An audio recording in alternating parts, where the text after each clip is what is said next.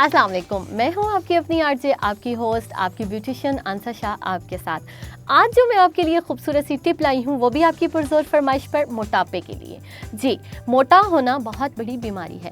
आजकल हर बंदा बहुत सारी चीज़ें यूज़ कर लेता है और अपने मोटापे को ख़त्म करने के लिए बहुत सी बीमारियों में जाता है।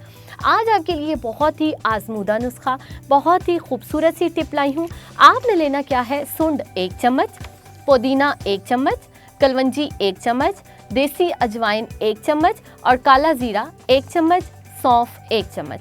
ये तमाम अज्जा पीस कर रख लें। खाने के बाद आधा चम्मच सुबह, आधा चम्मच शाम को कहवे के साथ लेते रहें। इससे इजाफी फैट्स ख़त्म हो जाती हैं और बढ़ा हुआ पेट खुद ब खुद अंदर हो जाता है।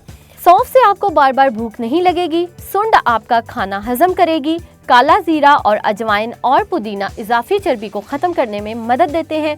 और कलवंजी में तो किसी एक की नहीं बल्कि हर मर्ज़ की शिफा है।